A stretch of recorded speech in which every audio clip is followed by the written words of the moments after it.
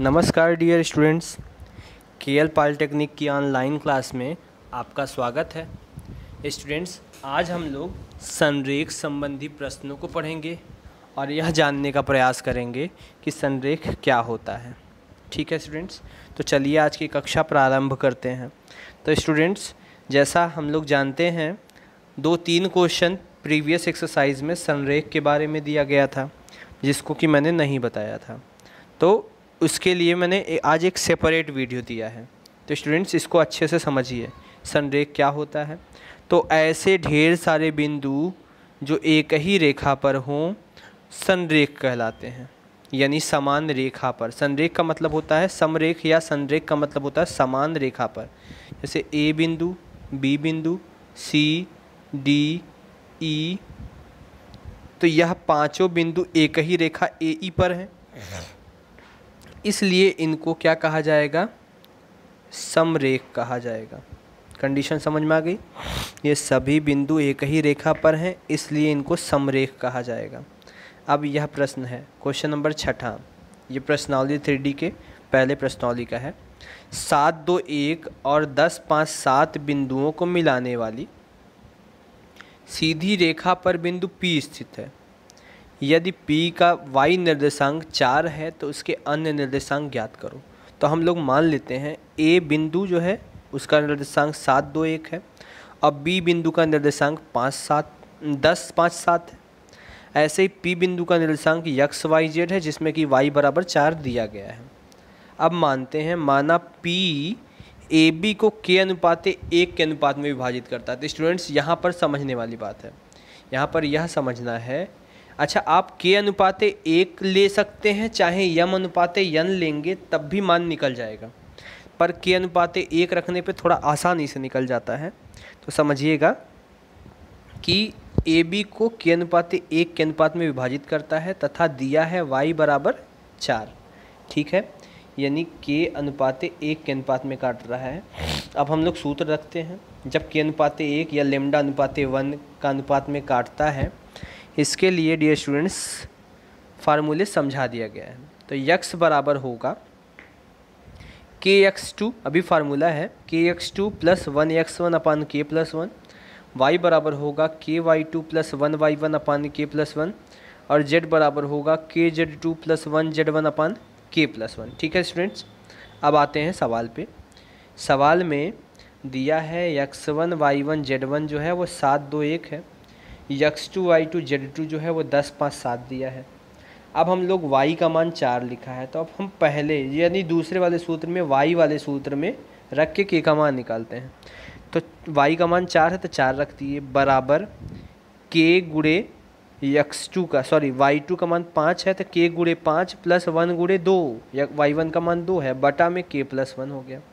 तिरछा गुणा मारते हैं, 4 का k में गुणा 4k, 4 का 1 में गुणा 4, और इधर 5 का k में गुणा 5k और 1 का 2 में गुणा 2। तब पक्षांतर करते हैं, यहाँ हो गया 4k प्लस 4 बराबर 5k प्लस 2। पक्षांतर करते हैं, k वाले पद को एक तरफ कर लेते हैं, संख्या वाले पद को दूसरी तरफ, तभी तो k का मान निकाल पाएंगे।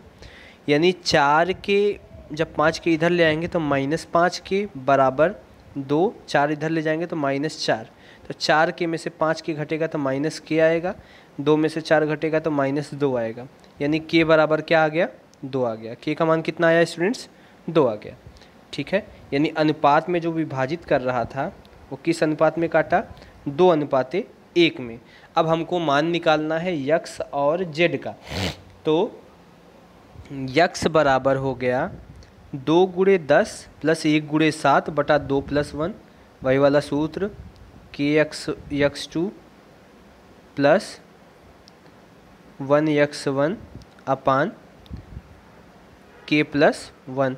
तो k का मान 2 और 1 तो है ही, तो 2 गुणे 10 प्लस 1 गुणे 7 बटा 2 प्लस 1, तो 10 दूना में 20, 7 एक अन्नम 7 और 2 1 3, तो 20 7 27 बटा में 3, तो 3 9 27, x का मान 9 हो गया। ठीक है ये स्टूडेंट्स।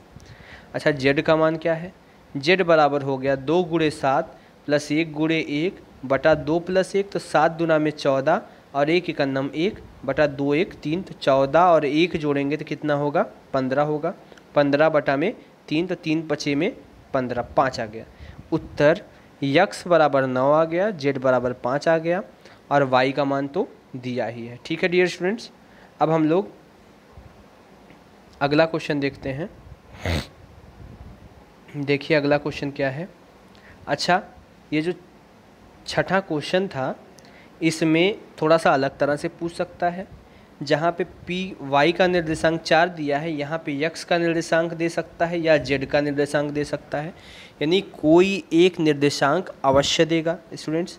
चाहे x का देगा तो यहाँ सूत्र x वाला लगाएंगे, y का देगा तो y वाला लगाएंगे और z का देगा तो z वाला लगाएंगे। ठीक है डियर स्टूडेंट्स, उम्मीद है ये सवाल अच्छे से समझ में आ गया। अगला क्वेश्चन देखिए। यदि बिंदु 3, 2, -4, Q 9, 8, -10 और R 5, 4, -6 समरेख है तो वह अनुपात ज्ञात कीजिए जिसमें R PQ को विभाजित करता है। यानी कौन काट रहा है किसको? R काट रहा है किसको? PQ को।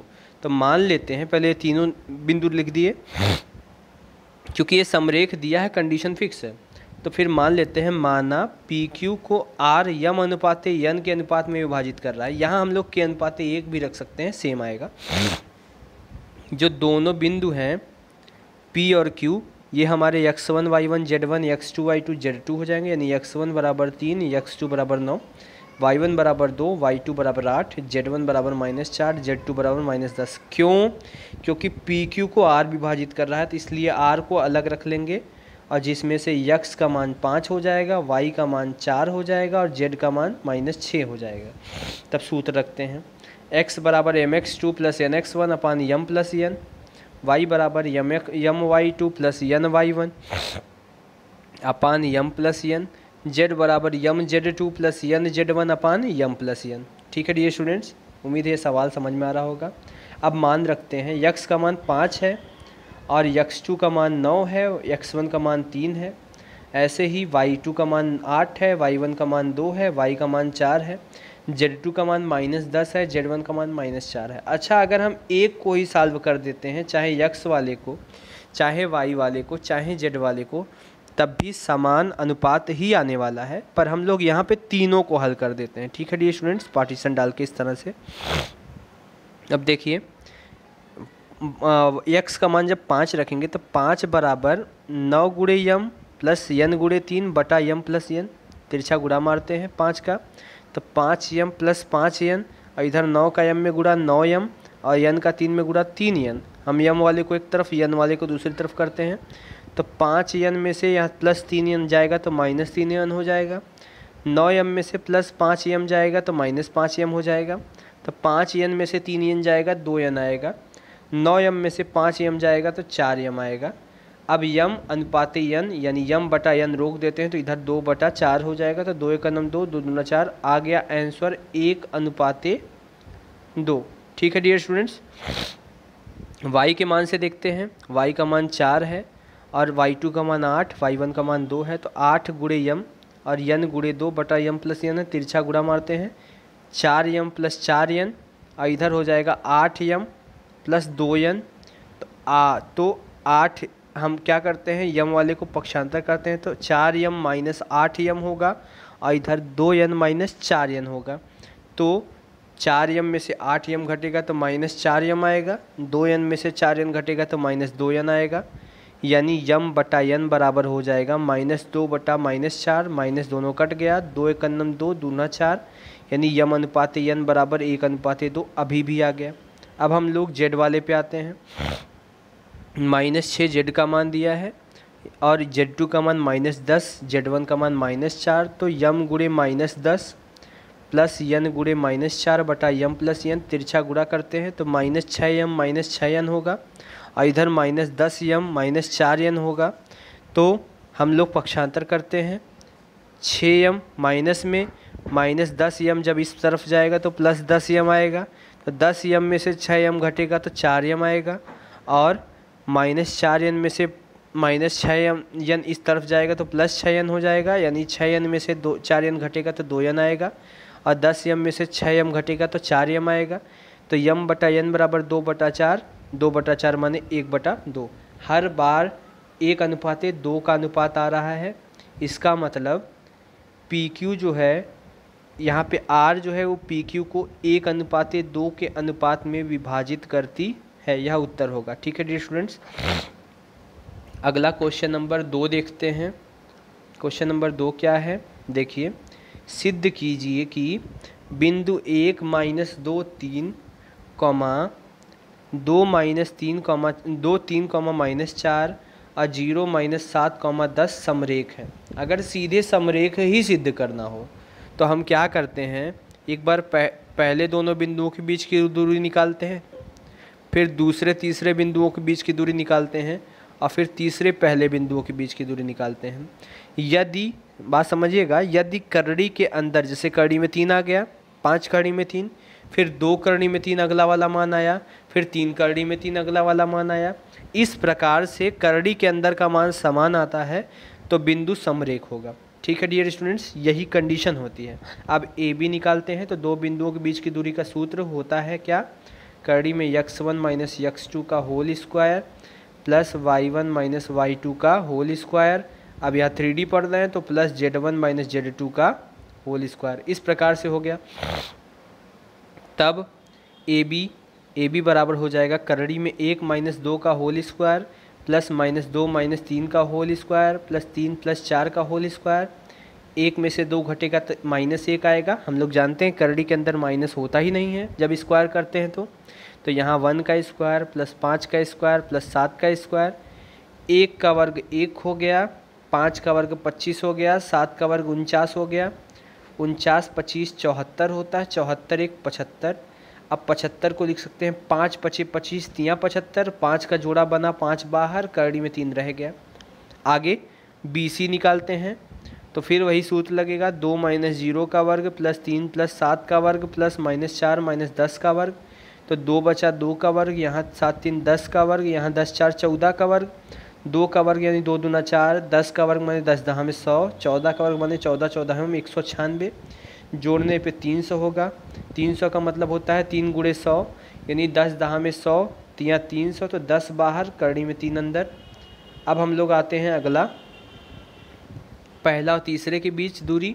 तो AC बराबर हो गया 1 - 0 का वर्ग प्लस -2 प्लस 7 का वर्ग प्लस 3 - 10 का वर्ग। तो 1 में से 0 घटेगा 1 आएगा, 7 में से 2 घटेगा 5 का वर्ग 25 हो गया, 3 में से 10 घटेगा 7, 7 का वर्ग 49 हो गया, 49 25 74, 1 75 हो गया। तो यानी 5 करड़ी में 3 आ गया। यदि रूट के अंदर समान मान आए तो बिंदु परस्पर समरेख होते हैं। यहाँ देखिए 5 करड़ी में 3 आया है, इसके बाद 10 करड़ी में 3 आया है, ठीक है, और फिर से 5 करड़ी में 3 आ गया। इसका मतलब यह सभी करड़ी वाले मान समान हैं, अतः बिंदु समरेख होगा। ठीक है डियर स्टूडेंट्स, उम्मीद है क्वेश्चन अच्छे से समझ में आ गया। समरेख का जो मैटर था यहीं पर समाप्त होता है। अगला वीडियो आपको समतल के लिए मिलेगा, जिसको हम लोग बोलते हैं प्लेन। वो पूरा इंट्रोडक्शन लेक्चर होगा, इसको एकदम ध्यान से देखिएगा। वीडियो थोड़ा लंबा हो सकता है, वीडियो पूरा देखें। यदि ना समझ में आए तो रिपीट करके देखें। तैयारी करते रहें, पढ़ाई करें, सवाल लगाएं, सूत्र तैयार करें। Thanks for watching.